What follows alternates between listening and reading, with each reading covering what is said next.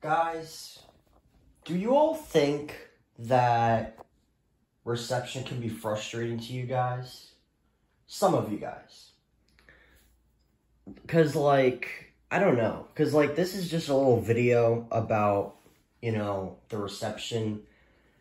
Because, like, obviously reception is the only way to, you know, have active, you know, alerts, you know. Okay. See, reception is the main thing you need for radios in order for them to activate for alerts, you know.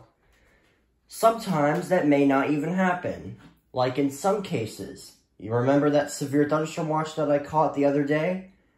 You know how 3 radios did not go off for it because of their reception? Alert Works, WR100, Solar Link. I'm looking at y'all 3 right here. I am looking at you 3. You 3 did not activate for the SVA the other day. And I was kind of disappointed by it. But, after doing some more arrangements, you're in a different spot. You're in a different spot again. Like, just listen to the reception now on the Alert Works. Impacts, hot temperatures, and high humidity may cause heat illnesses to occur. Additional details. Sounds amazing. Sounds great. And listen to the WR100s. Afternoon. Drink plenty of fluids. Stay in an air-conditioned room. Oh yeah, we're under a heat advisory. We are under a heat advisory. Ow. What the heck was that? Another example, but it was happening when I first got it. The 12262. See, the 12262's reception is by far precise. Like, in some cases recently, it's been activating for the first header. Well, of course it does. It's a first header radio. But there are some cases where it sometimes activates on the second header. Maybe even the third. It hardly goes off on the third header, though. But it sometimes goes off for the more on the second header and the first header. Or like one SVR where it didn't even activate at all. So, yeah. But that was, I think it was yesterday. But luckily it activated for the RWT this time after I did some little fiddling with the cord on it. So, yeah. Another radio that I also saw that it decoded it, but it only activated for 1050 was the Zone Guard. Zone Guard is another example. For whatever reason, the reception decreased on that spot that it's always getting good reception at. So, yes, that's another thing. Also, another radio that still activated for alerts, but the reception was decreasing was the 1650. I don't know how it activated on that RWT this morning, but, I mean, I'll give it a pass. But it did decode the event time wrong. It decoded as a 1 hour and 30 minute event, so, yeah. But anyways, in that case, what's another radio? Oh, yeah, the Sangean. The Sangean is another example. Remember that SVA, not the recent one. I think it was the SVA in July 21st. It did not activate for it because the reception was horrible. And then I tilted the antenna just a tiny bit, and now it's perfect. Yeah. Yeah. Yeah. My radios literally surprise me sometimes. They really do. Let's see. And yeah, and other than that, other than those radios, everyone else was activating. Well, there were some slips, like the 1630. I don't even know if it's still on here. It's probably not. No, it's not on here. But the 1630, in one of the RWTs, I think it was July 5th, it decoded the RWT as an unrecognized warning. Yeah, an unrecognized warning for an advisory test.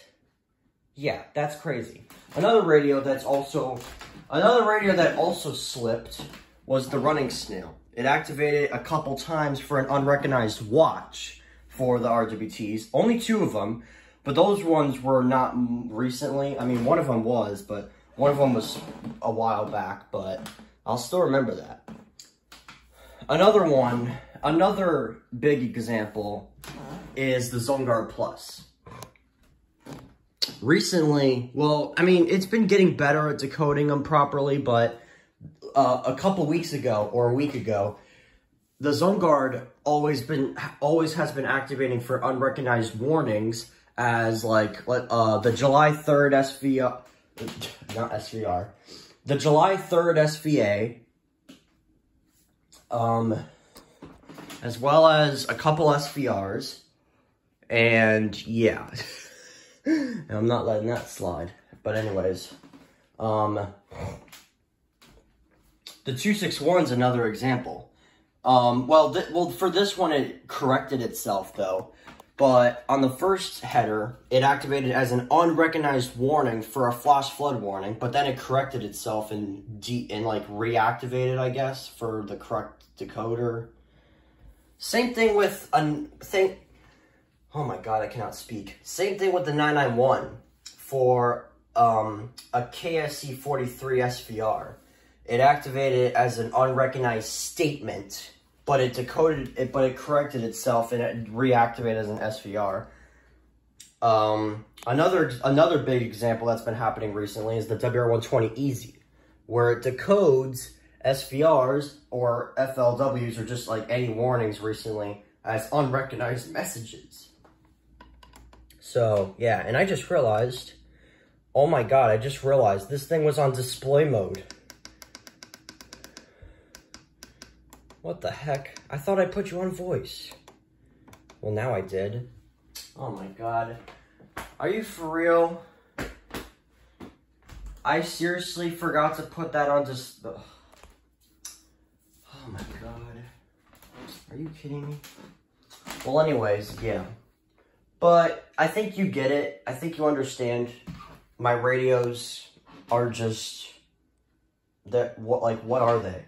Like... My radios are something else. I mean, I've seen other people's radios false decode alerts, tests, watches, whatever. I've seen them. And my radios are doing it too. But yeah. So, what the heck? Anyways, so that's gonna wrap up the video. Hope you guys enjoyed it. Also, another thing is that we're getting close to 400 EAS captures already. Already? Like, literally, it's like we just hit 300 and we're already close to 400. Well, it's probably because of those severe weather events It's probably because of those severe weather events that I was getting. You know, July 7th, July 9th, July 13th, July 16th, July 18th, July 21st, July 24th, and July 25th. I've just been getting non-stop severe weather events in this month alone. Like, let's see. So there was July 3rd with that SVA, but nothing else. Then there was July 7th, July 9th, July 13th, July 16th, July 18th, July 21st, July 24th, July 25th. So there was 9 severe weather events in this month alone. And we're going to have another one tomorrow. Because, let's see. Low. A thunderstorm was reported. Oh, they're about to say the hazardous weather outlook. They're in the observations right now. Okay. So, we're going to be experiencing another severe weather event tomorrow as well. Because, take a listen to this. It was partly cloudy, with a temperature of 80 at Springfield, Massachusetts, and 83 at Boston. Whenever they get done. It was mostly cloudy, with a temperature of 81 at Burlington, and 81 at New York City. Whenever they'll get done. Again, the 8 p.m. Eastern Daylight Time hourly information for the Capital District. It was mostly cloudy, and the temperatures were 83 degrees. Now here is the hazardous weather outlook for northwestern Connecticut and east central New York. For this afternoon and tonight, there is a low probability for widespread hazardous weather. Just wait for it. And now the extended outlook for the period Thursday through Tuesday. Please listen to NOAA Weather Radio or go to weather.gov. It's coming, On the don't internet worry. for more information about the following hazards. It's coming, don't worry. Heat advisory. Additionally, there is a slight risk for severe thunderstorms on Thursday, with damaging winds and large hail being the main threats.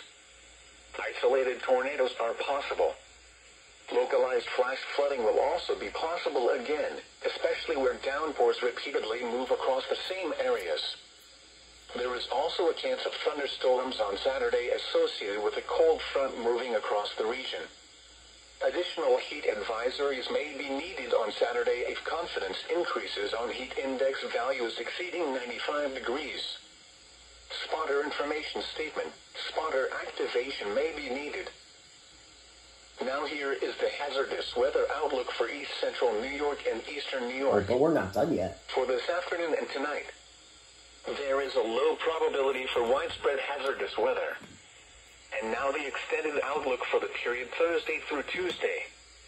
Please listen to NOAA Weather Radio or go to weather.gov. On the internet for more information about the following hazards. Heat advisory.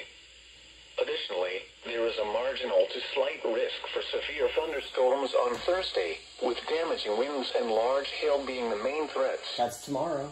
Isolated tornadoes are possible.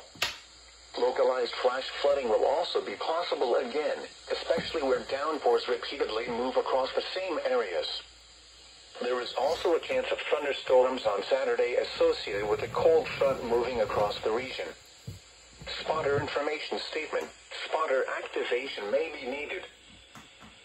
Now here is the hazardous weather outlook for east central New York and eastern New York. Wait, what?